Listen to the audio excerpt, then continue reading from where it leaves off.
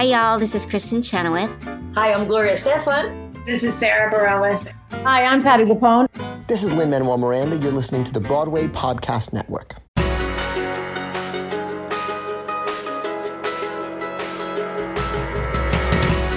Welcome back to the Theater Podcast, intimate personal conversations with the industry's biggest names.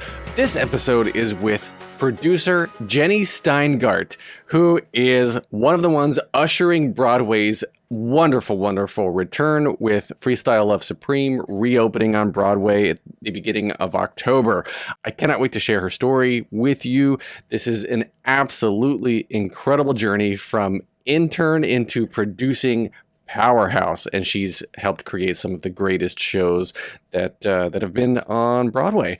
This is also the beginning of a Freestyle Love Supreme takeover, so this episode and a couple to follow are going to be all cast and creatives from Freestyle Love Supreme, so make sure to keep coming back and checking the feed for more episodes throughout September and October. Before we get into it, leave me a rating and a review wherever you are listening right now. Find me online on Instagram and Twitter at theater_podcast or Facebook/official theater podcast. Shout out, let me know you're listening. Now, please enjoy this episode with Jenny Steingart. Here you go. 1, 2, 3.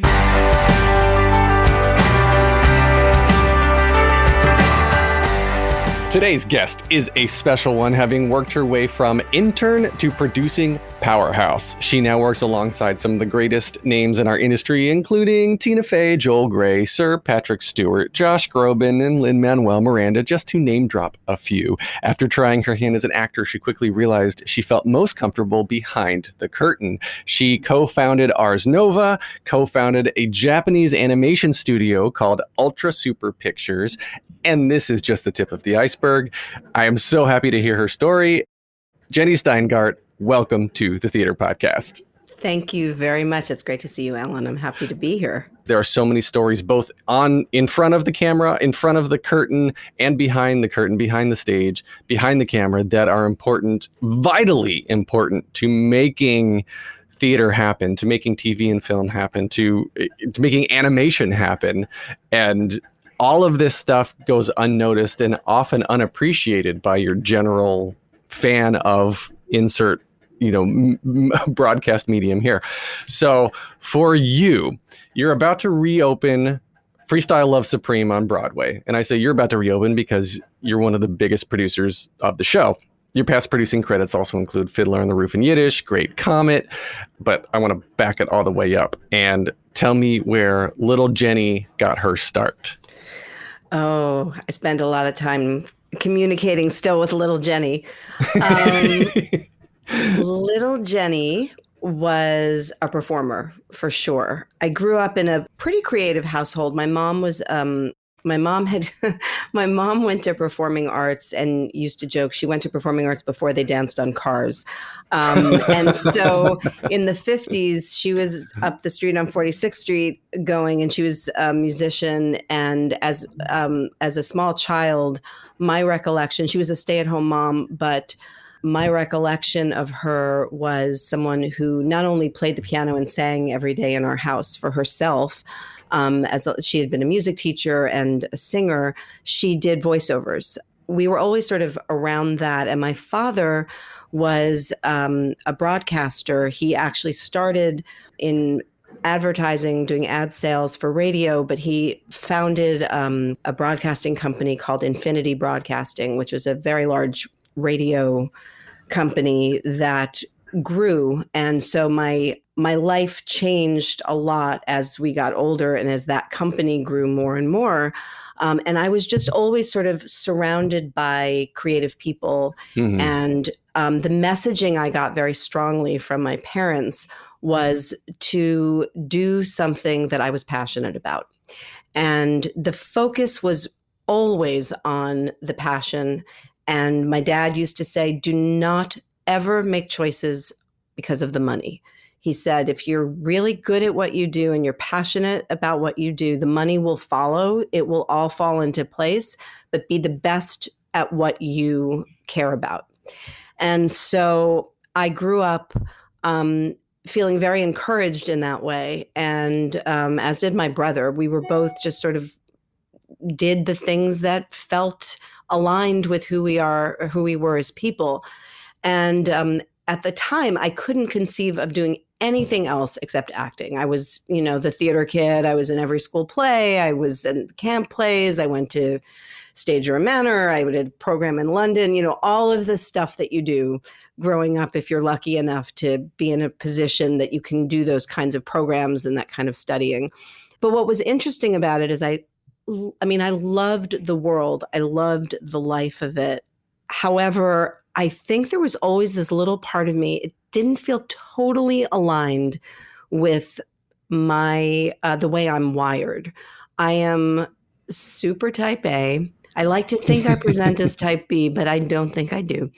I needed more control over my destiny, I guess. It was very hard for me. And I also was just one of those people that would sit, when I was in a play, as I got a little bit older, when I was in something and the director would say something, I was naturally like, why is he saying that? Like, it was very hard for me to just kind of go with it.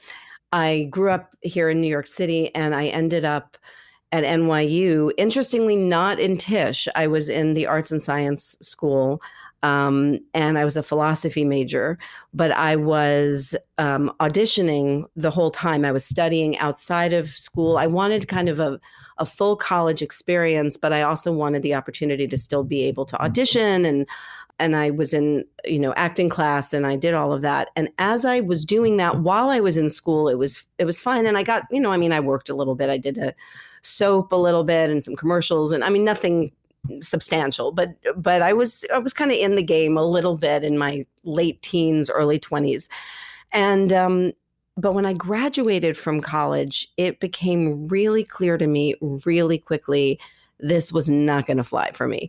It just didn't align, but I couldn't imagine what else I was going to do in theater. I just thought, I can't leave this business. I love being in it, but I didn't know what the options were.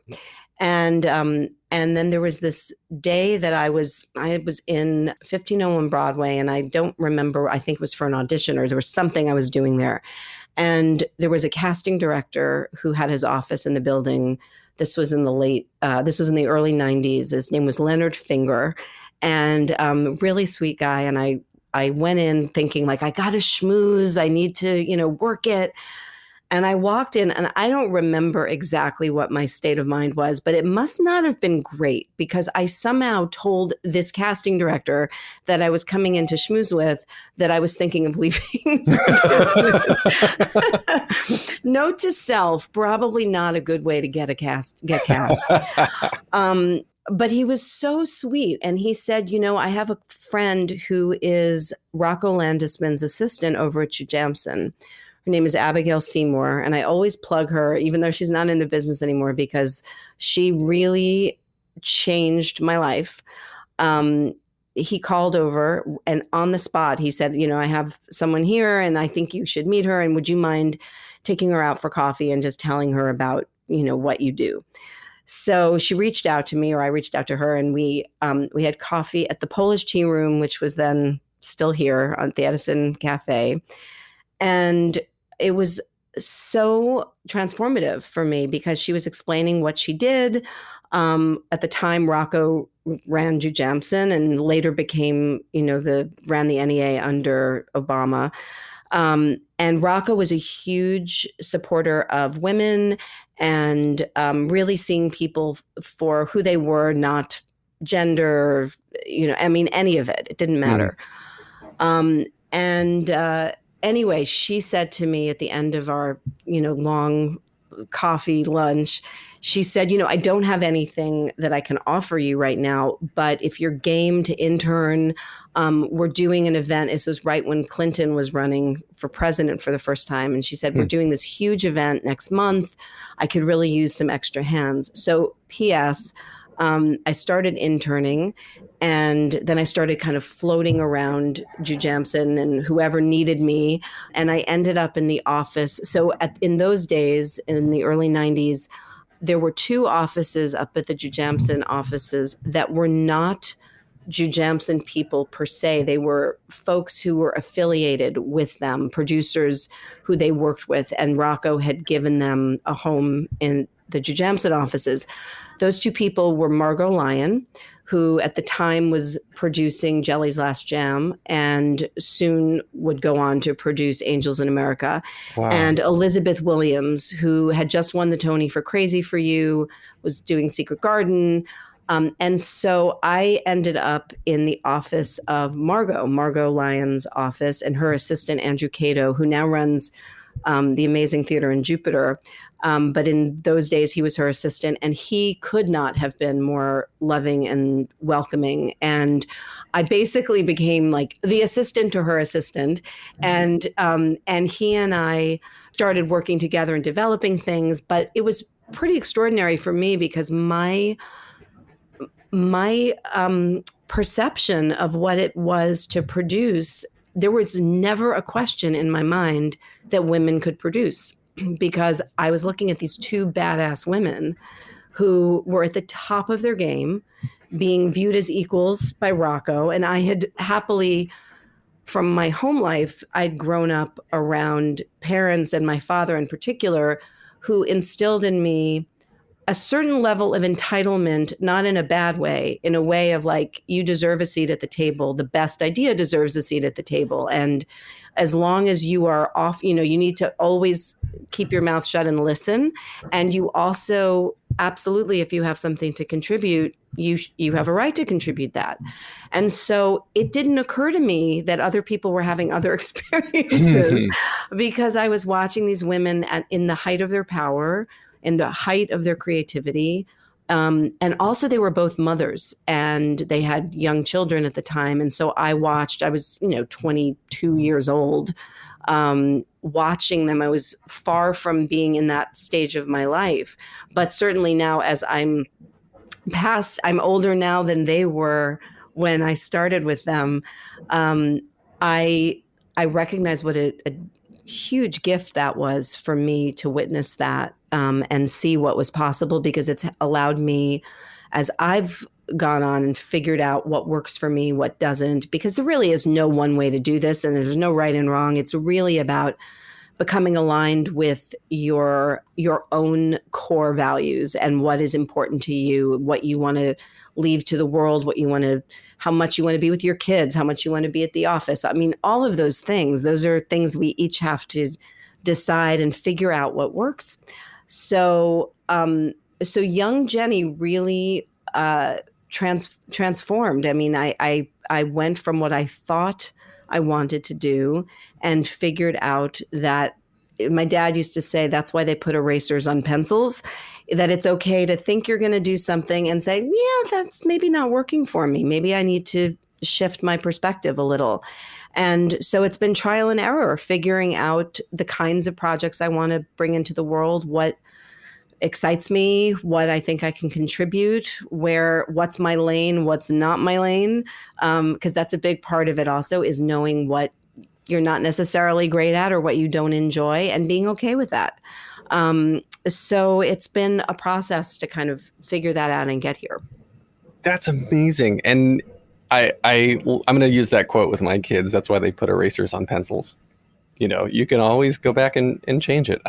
Always go back. Maybe with today's cancel culture, not as easily, but yeah, in the early 90s, yes. Yes. So are your kids into the performing arts as well? Or are they just completely, they're like, Mom does this, I know how hard it is. I'm not doing anything close to that.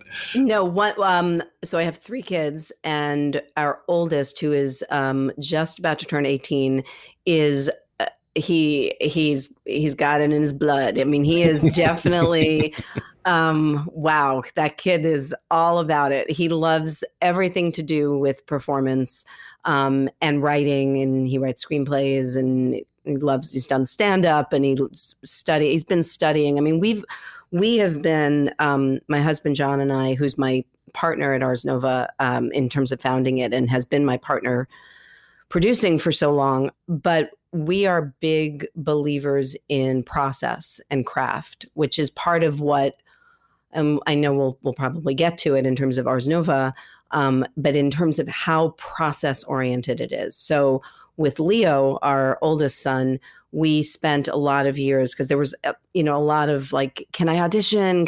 And really now that he's a senior in high school where he's beginning to do that. But up until this point, it has really been about focusing him on his craft, learning how to do it. And it's a lifelong process also. But the other two enjoy it, but they're not performers in the same way that Leo wants to make his life in this field.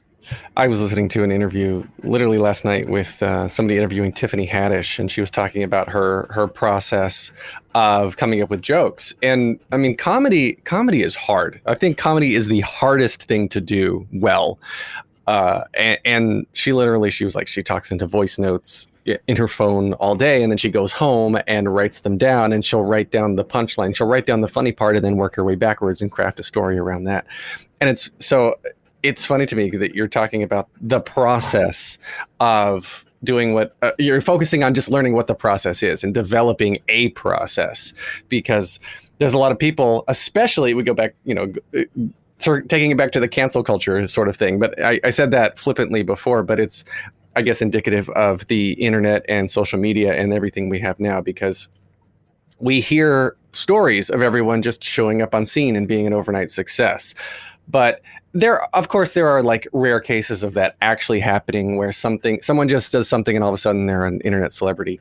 But the amount of effort and work and process and the overused term grit of just never giving up, I think is really, really important. And I really enjoy that. I think that's a key takeaway of what you just said, is that if you want to be good at anything, even if it is comedy, which seemingly is just showing up and being funny, you have to craft that. And there are, oh my goodness, there are stand-up comedians, there are people that like major great people who have bombed because they haven't found their process. But also failing is an essential part of the process. Absolutely. You must. I mean, you don't learn in life. We don't usually grow and learn from our successes. We learn from our failures. That is how we grow as human beings. That is true in every area of our lives. It's not to say you don't get information from your success, but that is not where the good stuff is. That is not where we really transform as people. And it's so interesting. I've been talking to some friends about this. I saw an interview, I'm trying to remember where it was, but it was with the woman who started the company Spanx.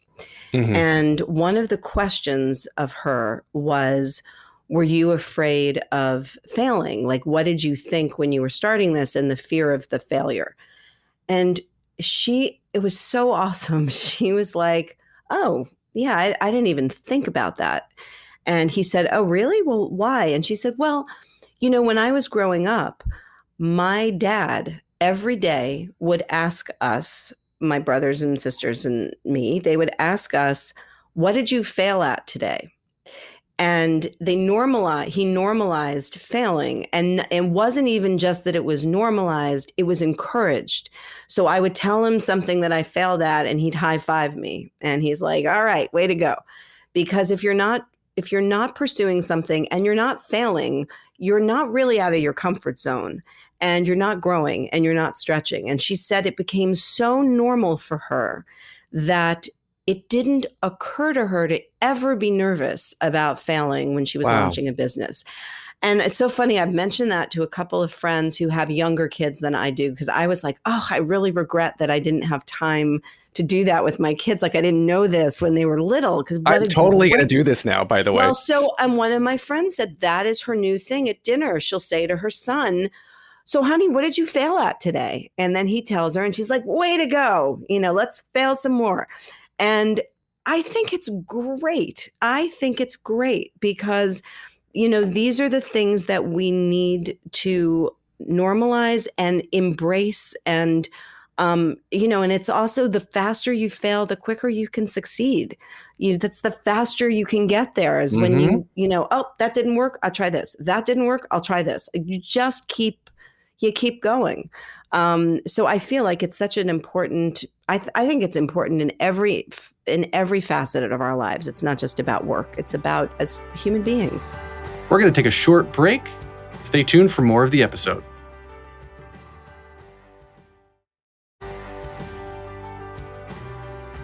Do you have a moment in your career that you look back on, and in the moment it was like, oh my God, I can't believe I failed. Like, I don't know how to recover from this. And now looking back on it, it was one of those pivotal times where you're like, oh, that was great. I learned so much. I have a moment about that, but it's not from failure. It's from, and this is a big piece of who I am as a human being and who I am as a producer. I have moments that I've experienced tremendous pain or loss or grief and used that to pivot into something beautiful. And so on the other side of the grief or the pain, I can look back. So like, as an example, the origin story of Ars Nova came out of my brother's unexpected death. He had a brain aneurysm. And we can go into that in a moment if you want. But I realized the loss of my brother, which was the greatest pain I'd ever experienced, over 20 years later, as I look back at Ars Nova and all of the beautiful art that's been made and the artists who've come through there.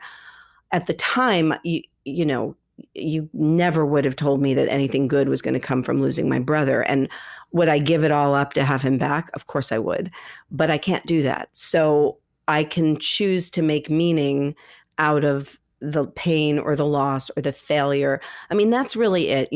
If we're going to have to go through this anyway, if you have to go through the pain anyway, then you better get something out of it on the other side. You better be growing on the other side. And to me, I really look, it's like leaning into the sharp edges of it. Mm-hmm. Like, our instinct as human beings is to run away from the pain because it's painful.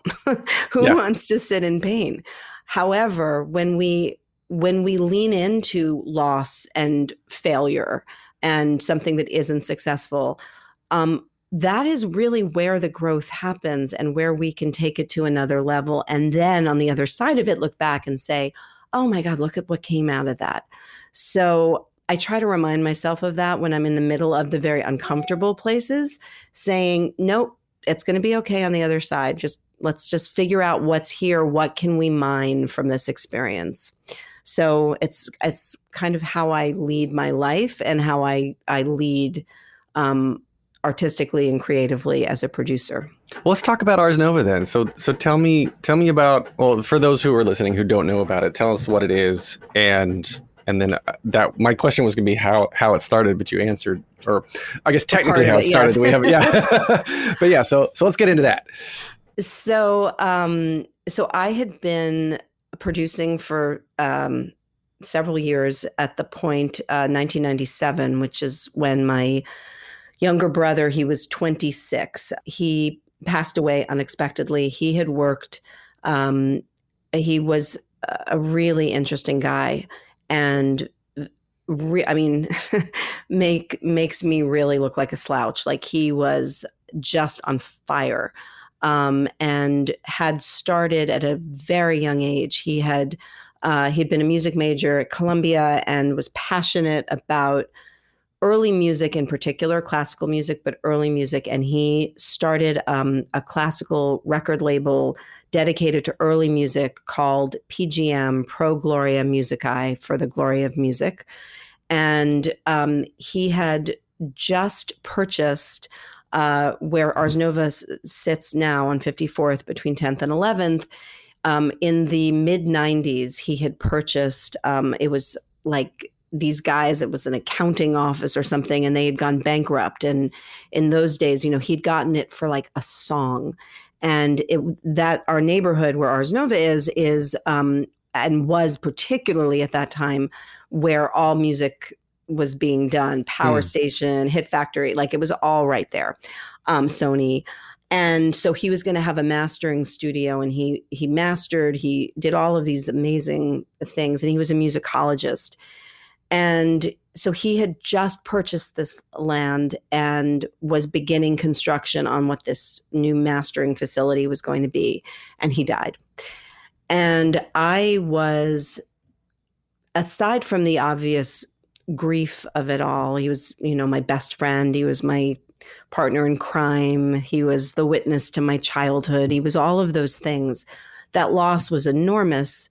But I was still in my 20s myself. And so I was having this complete existential crisis of, a young person in the middle of starting their life and just being gone. And I was very conflicted about how I was going to move forward in terms of, like, I was on my own path, and I felt that Gabe had been struck down in the middle of his ascension into his career. And I felt like I needed to honor that. And how was I going to keep his dream alive? And I was really just torn up over how I was going to keep his business going and his music and his label. And it just made no sense, of course, but I couldn't wrap my head around it. Anyway, so here's an example of leaning into the pain of it. So the first week after he died, we sat Shiva, and at the end of Shiva, the end of the week, it was at my parents' house, and there were so many people that had come, they had catered the Shiva. So at the end of the week, the head waiter who'd been there all week came over to me, and he whispered in my ear, and he said, one of the servers has asked if she could speak with you in the kitchen. So I remember thinking, like, okay, like I just couldn't even imagine what it was going to be. And so I went back into the kitchen, and there was this girl there, and she introduced herself, and she said, I just wanted to tell you, I've been here all week. I'm the same age as your brother was. I've been listening to everyone talk about Gabe, and I'm so sorry for your loss. I'm 26 also. And in my real life, I'm a fine artist. I'm a painter. And I have been so moved being here, listening to everyone talk about your brother, that every night after I've left here, I've gone home and I've painted. And I painted a whole new series of work this week, and I wanted to share it with you. And so she took out this giant portfolio that she had brought to Shiva, and it's been sitting there all day, obviously, hoping she was going to show it to me. And she went over to the kitchen table, and she opened this huge portfolio, and she showed me these beautiful paintings that she had created. And I'm telling you, Alan, like the penny dropped, and I thought, oh my God, Gabe, his life, she didn't know him, and his life and his death had inspired art in a totally different form. It wasn't music. And I thought, oh my God, I don't have to carry on in exactly the way Gabe would have. I can pursue my love, my dream, my passion, but with this POV, through the lens of how do we do what we are meant to, and how could I allow other people to have that experience that Gabe ultimately didn't get to finish. And so that was how we started. And Ars Nova became a place that was about championing and encouraging young emerging artists who were just starting out, and the only barrier of entry was talent, and treating them with respect. And so we, in the early days, if I tell you it was as Mickey and Judy as it comes, it was definitely like, my dad's got a barn, I'll do the costumes. We were, taking tickets, and we didn't know the first thing about starting a not-for-profit. And in fact, in those days, when we first launched Ars Nova, it was not a not-for-profit. We didn't know what the hell it was going to be. With the help of my family, my dad was very involved in it as well. It was truly, when people have said, like, what was the business model? I'm always like, there was no business model. Yeah.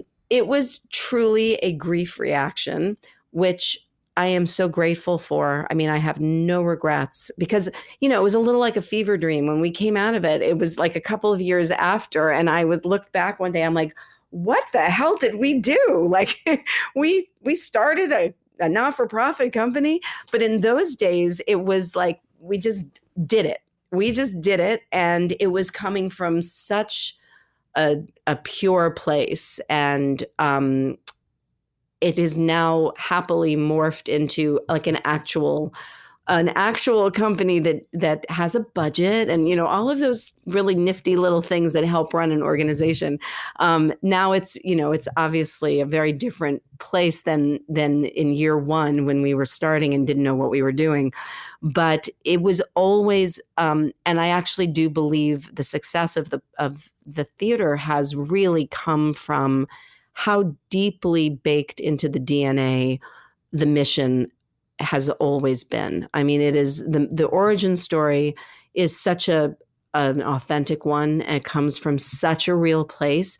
And God love those folks over there. They have stayed so true to it. I mean, whenever there is a question, and has ever been a question of, should we do this or should we do that? And if this is slightly off mission, but maybe we cheat a little because it's in the best interest of, like, financially in our best interest, we always arrive back to where we should be, which is, nope, we're not going to make that choice because this is what we were set up to operate a particular way and to encourage art and to bring it into the world. It's like being a midwife. And so we've stayed very true to that. And so I think that is why Ars Nova has remained a really special place and unique. And I wish there were more like that out there. But it's a very challenging, place. The world is challenging for organizations like this, but we have tried really hard to sort of stay on mission and to support as many artists as possible. That's so cool. And I love that this is not only, it's obviously a legacy for Gabe, and this is also becoming a legacy for you, because it's going to be something that hopefully is going to last long, long beyond all of us and usher in new art.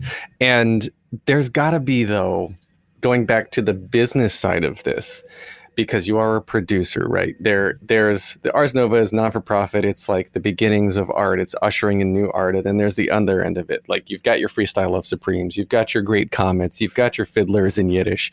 And those are millions of dollars of capitalization that you need to run, or you need to raise. Yes. And so Great Comet actually came out of Ars Nova, right? So I guess there's two things I want to get into. Is one is the actual process of the big stuff, the big Broadway, the big marquee lights and the musicals, right? And then are you specifically looking for anything that you can bring into the next phase, or is it just sort of like, this is gonna be one entity of my life, one compartment, and this will be another compartment? So it's a great question. And, there are, even from a legal perspective, we're super, super careful because we have to be careful that there's no conflict of interest in terms of what happens at Ars Nova, the not-for-profit. And then we have Ars Nova Entertainment, which is separate. They both share the same name because John and I did both, but they are separate. And so we are really mindful of and do not cherry pick from the theater, what's happened at the theater. So there are a couple of exceptions, which I'll speak about. Like Great Comet someone else was the lead producer on that. And I don't even know if it would have been kosher if we had been the lead producers, because it would have just come out of Ars Nova. Certainly if time goes by, and because of my connection there, I have close relationships with many of the artists who come through there. Those are relationships then that we can develop and say, like, oh, let's work on this together, or, oh, they'll bring me something. that certainly can happen and happens. In terms of taking something, fresh out of its run at Ars Nova and moving it, that is more delicate because, again, we want people, first of all, everyone should have the ability to entertain working with lots of different producers. And so that's part one. Part two is the exception to that rule has been the freestyle guys working with freestyle. And part of that is because when they first came to the theater, we were still a for-profit venture. So I don't know, had they started with us when we had already said, we're not going to just move things coming out of Ars Nova, whether we would have been able to do it or not. But it worked out that right after freestyle came to us, we just, John and I, and John in particular for many years really has been leading the charge from our office anyway. We obviously have partners. But we had always been passionate about that project. We really, I can't speak highly enough of the human beings involved in freestyle. There is not a bad one in the bunch. They are not just enormous talents, but the kindest, menschiest human beings. They are just like all of the good things they look like they are, they really are. It's one of those things like I can't sing their praises enough and then have people meet them and go, I don't know, I don't see it. Like they're just magical creatures, all of them. And it's been such a joy. So we were for years touring them. Early on, we did like they were teaching artists and we'd bring them to schools in Brooklyn and they'd work with kids. And it's so funny now that I think back, a couple of different events that we did with them. I guarantee those folks did not know, looking back all of these years later, that like Lin Manuel Miranda was like in their classroom. It's just hilarious. And I'm like, they didn't even realize who was with them, teaching them.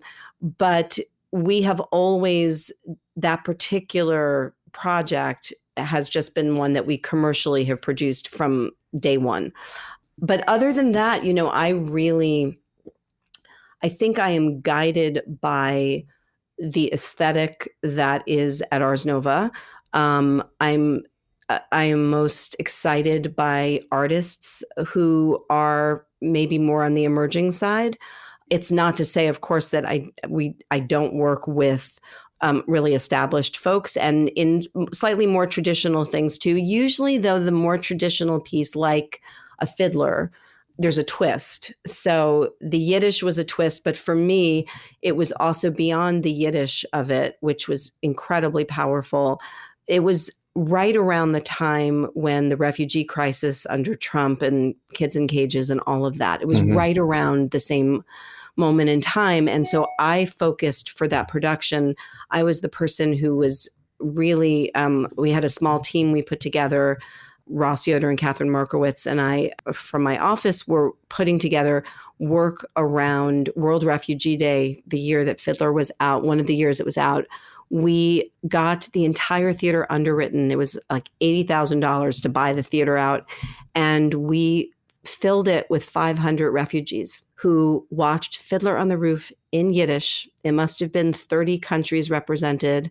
Wow. And it's so funny. I was just saying to someone, I was looking at a clip. I guess I must have been interviewed that day or something. And I was looking at the clip and I was like, oh my God, I look awful. And I realized the reason I looked awful is I looked like a dish rag because I and everyone else had been sobbing all day. It was so moving watching these refugees, watching the ultimate refugee story in Yiddish. I was just a mass of tears the entire day. So I was like, all right, it's okay that you that's normal. It's always finding, what is the storytelling and what is the metaphor that we can take away that is beyond the story? What is the universal story here? So I'm attracted to that. I'm attracted to narrative that has a universality that is resonant for us as human beings, as well as just wanting to be entertained. Entertaining is great. And don't get me wrong, I'm absolutely down for that. But if there's something on top of that that can be layered in that opens a window in some way, as they say, like, theater is both, is it a window or a mirror? And I think the answer is it's both if it's done right. So I think I'm always looking for the window and the mirror. That goes back to what your dad was saying. Find something that you're passionate about. That's what you want to do.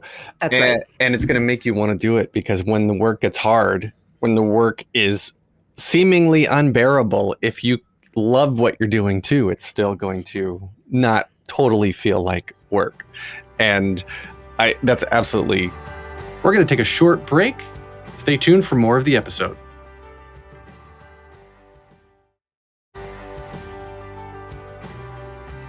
Going back to the FLS guys, the Freestyle Love Supreme, which also, by the way, you're producing FLS Academy, which everybody needs to go check out, because you can all still take classes and be part of the whole movement.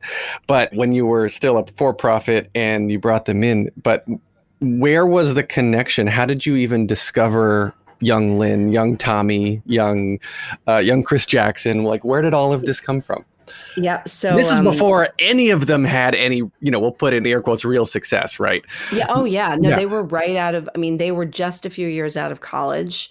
A bunch of them had gone, Lin and Anthony and Tommy had gone to Wesleyan together. And there may have been one other member of the group at Wesleyan too that I'm blanking on. But yeah, they were, and Lin was a substitute teacher at Hunter, where he'd gone to high school. And it was so cute, because we used to get little like groupies that they would come and see their teacher.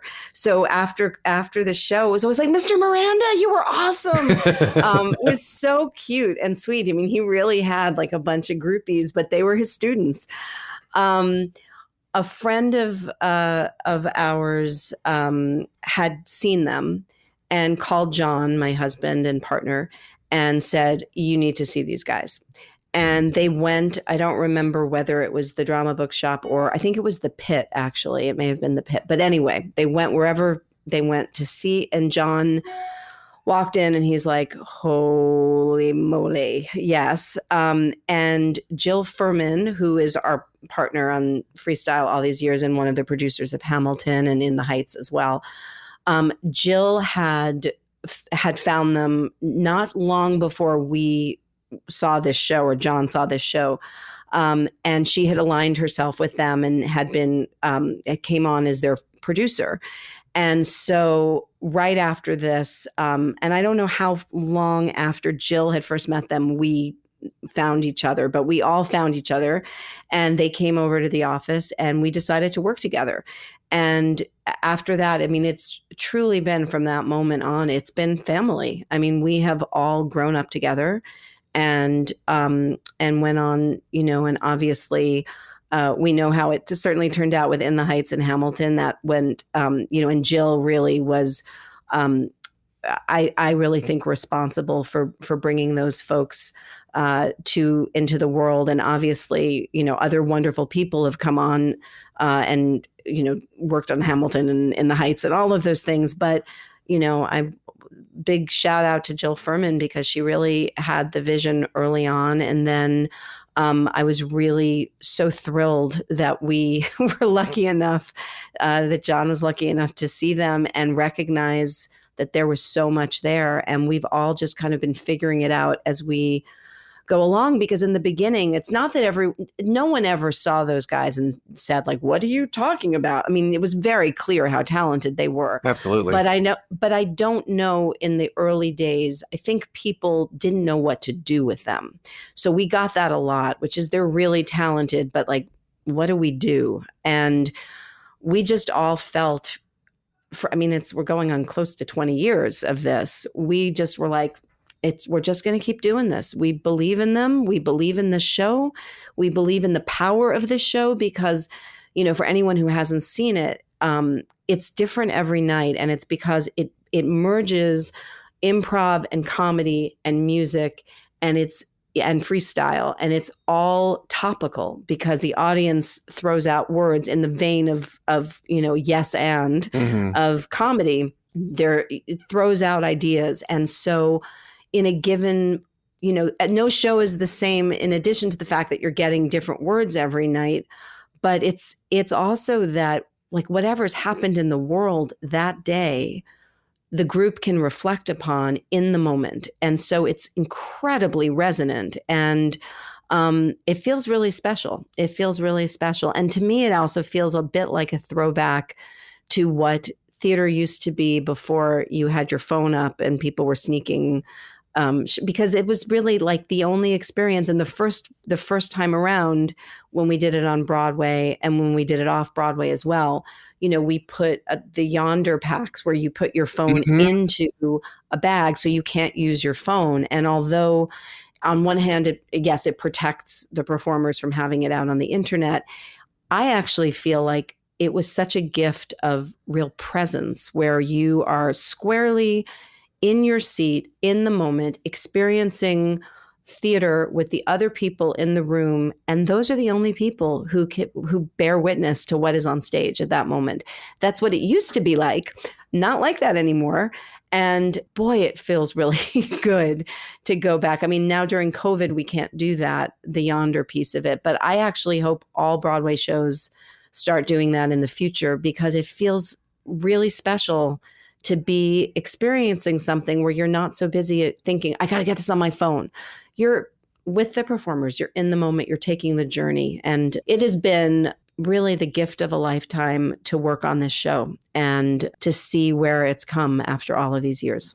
I'm so impressed with that. And you're right. The guys, the topicalness of it, everything's topical, everything's real, and it's authentic, because you were talking about all of the people specifically are just, they embody what you see. They're not different people in real life, because you have to be as good and as talented as they are. You have to be that and real and authentic and open and receptive in real life. And on stage too, like True is one of my favorite. That's my all-time favorite. Yeah, favorite. Yeah. Is it a game? Is it a number? It's a game. Okay, yeah. Called a game. No, it's a game. Okay, so True. One of my favorite games that they play is, they take suggestions and then they tell true stories from their lives, in freestyle. And every time I see any of them do it, it's just like, I have so much respect for the amount of honesty that all of them are putting forward. And they are learning about each other. They've known each other for decades, but they're still learning new things about each other. And they're presenting it to a room full of strangers. And the amount of just, again, authenticity and respect that takes, and honesty it's so impressive. And I can see why the show has just continued on like it has. It's funny. That's my favorite game also. And if you are ever lucky enough to witness, everyone who does that game is just top of their game.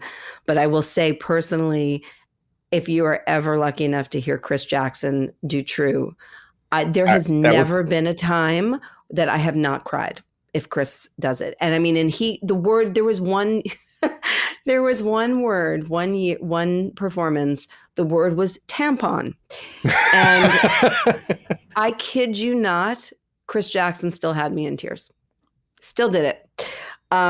So it's really something, the way they bring it around and just end up, what is seemingly going to be something light and fluffy, and they bring it around to something where it is all of our stories. Mm-hmm. It is about love. It is about whatever that is. It's really powerful. Yeah. Yeah. The first time I ever saw the show was with Chris, with C-Jack. And you're right. It was amazing. And that it was him. And it was the first time I ever saw Anissa Folds too, who is one of the new kids on the block. And in every way, as talented as everybody else. She's incredible. And Kayla Milady, oh my God. They're incredible. The new blood, the new infusion into those ladies are fire. They are so something. Good. They are so good. I want to shift into the final minutes we've got here. I want to shift in a little bit. Tell me about Ultra Super Pictures, because it seems so different. A part of this is is my husband's, where he kind of comes in. He comes out of a comedy background, and having worked in Los Angeles forever before we ended up meeting and working together. And one of the projects that we have done, and he had already done some TV and film when we started working together and did Ars Nova. But one of the films that we produced over the years was, it's about 11 years ago now, called Black Dynamite. And it's a blaxploitation film. It was actually shot on film that was from the 70s, and it was mixed on analog. It was all like, it was as if it is a 1970 whatever film. And it became really kind of like a cult classic. It was a very popular, it didn't have tremendous reach when it was a theatrical release at the time, but subsequently it has become like this cult film. And right after it came out, we ended up doing an animated series for Adult Swim, a couple of seasons of Black Dynamite. And during the process of animation, and John had always been fascinated with animation, we met some amazing folks. And there's a company in Japan that we started working with and became close with the owner of the company. And this Ultra Super Pictures is, so it has 4 studios under it. One of them, the one that most people in America would know, would be Trigger. But it's, lots of really extraordinary things that are happening. And I think, we are interested in being a part of interesting things with interesting people who are doing really fascinating work, moving the ball down the field in various areas. It's about storytelling. To me, like whatever, I am working in film and television as well, and been working on a documentary and various things that are things that we're passionate about. I mean, look, at the end of the day, Ellen, it's like this is our ride. This is where you want to spend time being engaged in the things that are important to you. And as much as people are concerned about what people are going to think, and, people really aren't spending that much time thinking about what you're doing. The truth is, no one's keeping score. I don't need to say, it's only going to be this, it's only going to be that. I'm going to say, like, what do I want to do today? And if it falls in or out of what people think is, what we should be doing or not be doing, I don't really care. Like, I really care about the things. And so, like, Ultra Super Pictures was an opportunity to be a part of something where we said, we don't know how it's going to turn out. This is not our lane necessarily, but we'll learn about it, and we'll get to know awesome people doing amazing things, which is what's happened. And we'll go from there. And so I think there are a bunch of projects like that we are engaged in. Freestyle Academy is a huge area of focus for us as we are growing that company and making scholarships available to people. Because again, these are things that are a metaphor, really, right? Like, most people who go to Freestyle Academy are not expecting to have a life as a freestyler, or they want to get on stage. Now, some people do, but I'm going to say most of the folks who come through there want to unlock something in themselves, something creative. It takes tremendous bravery to do. And like, what can we do to facilitate that experience for other people? And what can we do to bring enjoyment in another form? So animation is just one of those things. But it's about finding projects and things that are exciting and light us up inside. Because I think that really, and that's what I tell my kids all the time, is you need to do the thing that lights you up. Because as you said so aptly earlier, there are days that are just crap days where every bit of work feels like work. But if you are, and so it does not mean if you find I always say it's like a merger of passion and purpose. if you find that passion and that purpose, it does not mean every day is going to be walking on clouds. There are days that are going to be crappy days. If you're aligned with what you are passionate about and what you really want to do in the world, then those crappy days are okay. They're bearable because you're working towards a larger goal. It can't just be about, every moment being fantastic. To go back and plug FLS Academy real quick and the benefits you can get, even if you don't want to do it professionally. I talked with Anthony Veneziale months ago, before the original Broadway run, and he's got an episode on the podcast here. And at the time, and I actually want to follow up with him and see what's come out of this, but he was working with a professor to like go into an fMRI machine and have his brain scanned while he was freestyling and whatnot. And so he's like worked with this professor, with this doctor, to legitimately prove that when you're freestyling, you're unlocking a part of your brain that reduces inhibition. So that fascinated me. The actual neuroscience behind freestyling is insanely cool, and it's something that I think enough people don't talk about or even like really understand yet. But when you're saying it takes bravery and they want to go and unlock something, and these students are going in to find this creativity, you're literally rewiring your brain to be able to do this. Absolutely right. I mean, it's really extraordinary. I mean, Anthony can talk for hours on this. He is talk about being lit up by something. Right. He just is, he could do a TED talk on this. And it is extraordinary. There is so much data behind what it changes in your brain and why it is so important to do. And it's so interesting. Like, I have found, as someone who started as a performer, so I'm not someone who gets stage fright, or if I have to talk in front of a crowd, I'm very comfortable doing that.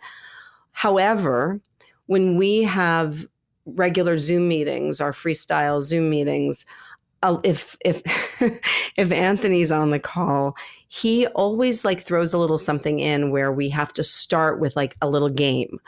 And if I tell you that, even as someone who is not afraid to perform, the anxiety I get before it's my turn, and I'm on a friggin' Zoom, and I'm still like, oh my God, oh my God, oh my God.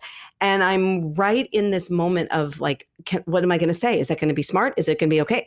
Like, it's this panic.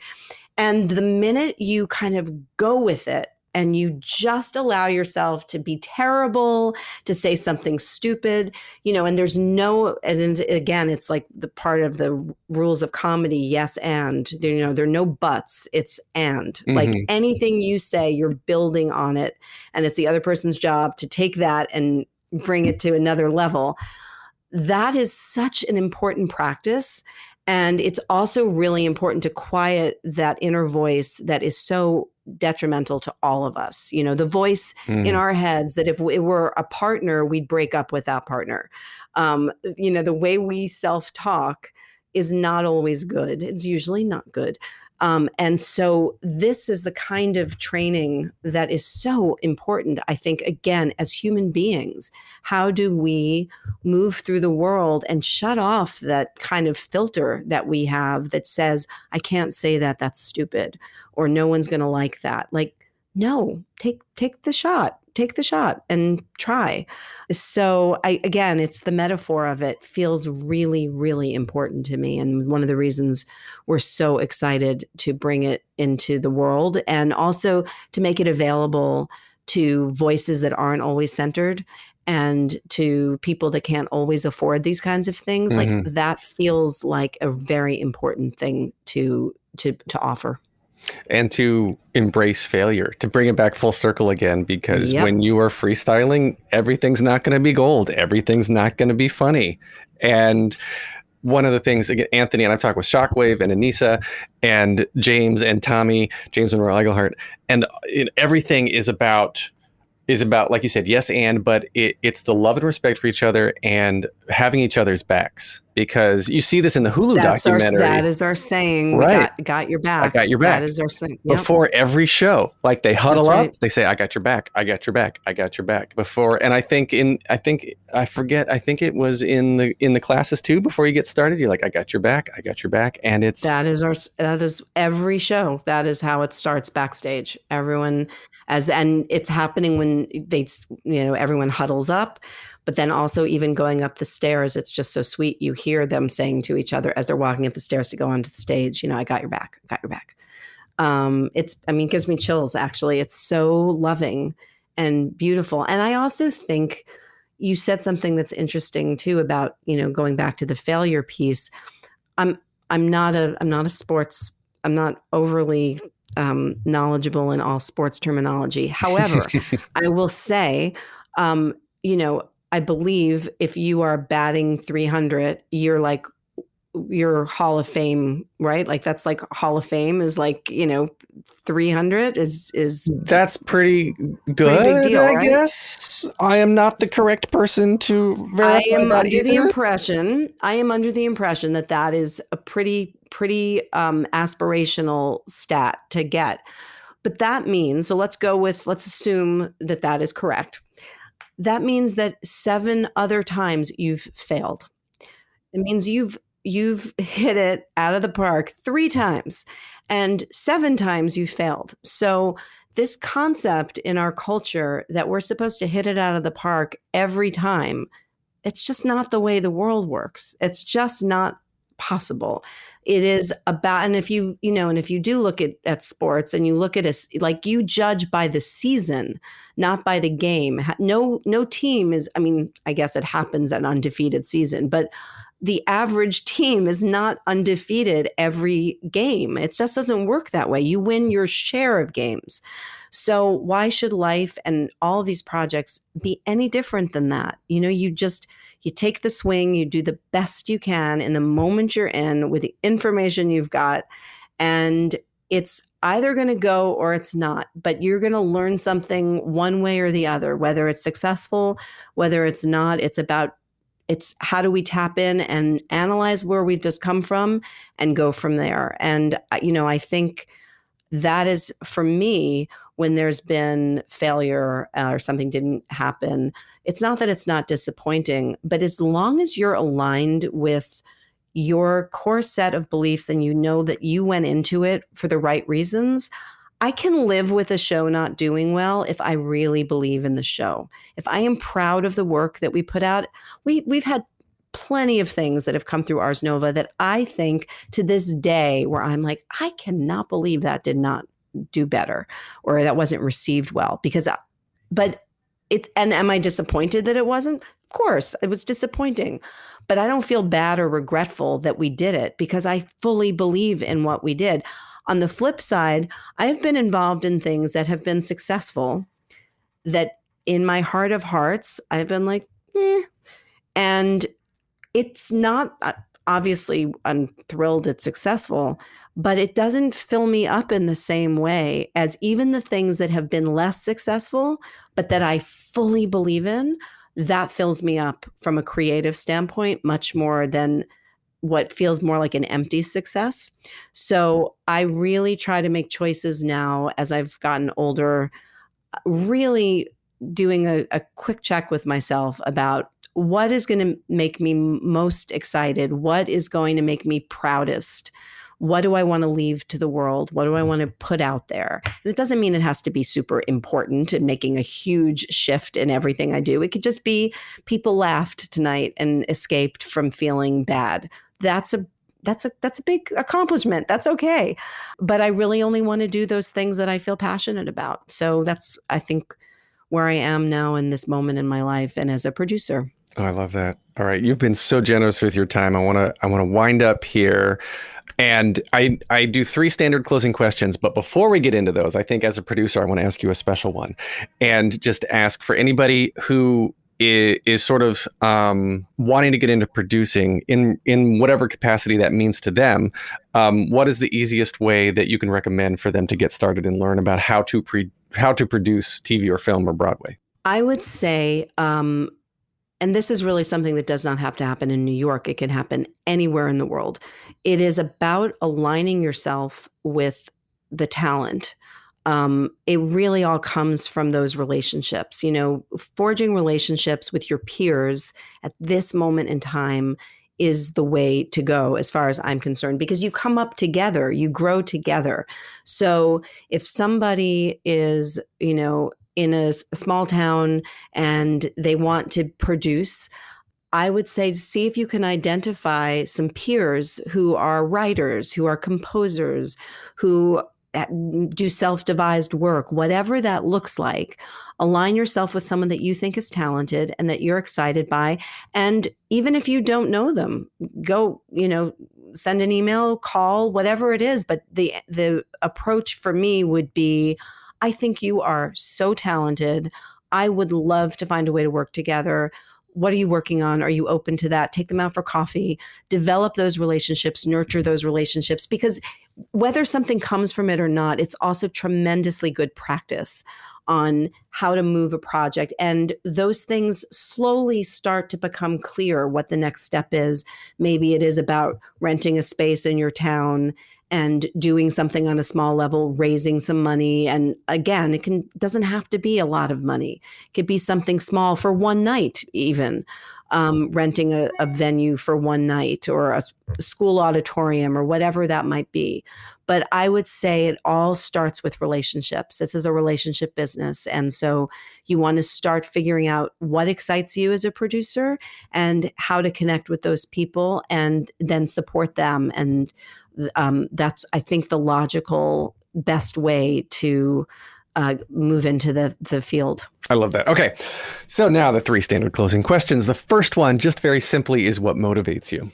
It's my passion. It's my, when I feel something, it's my spark, like whatever sparks me. If it speaks to my heart and soul in some way, and it's something that I want to put into the world, those are the things. Anything that feels important to me.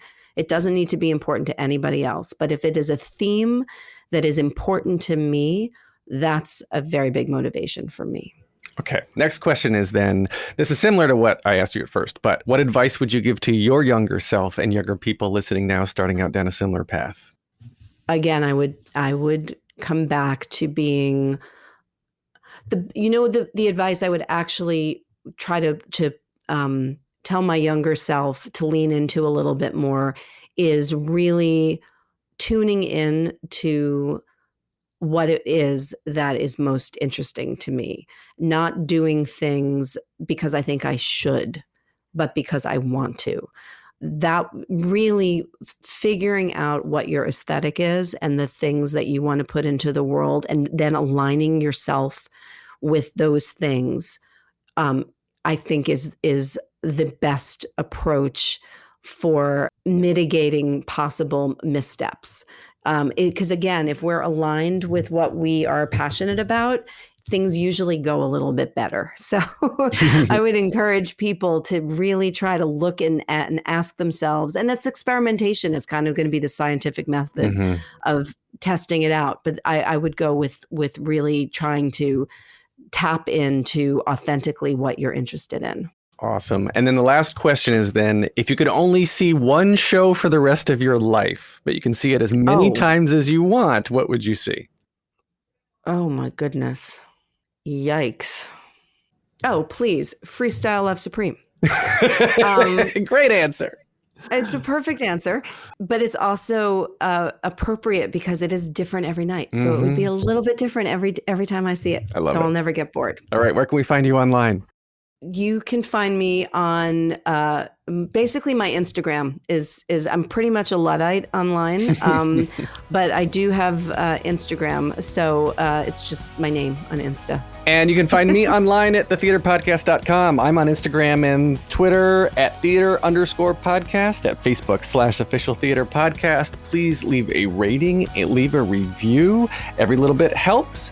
Thank you to Jukebox the Ghost for the intro and outro music. And Jenny, thank you so much. This has been so interesting. You've been so generous with your time. Just thank you. Thank you. This was wonderful. I love talking to you. a deep breath, make the world a little colorful.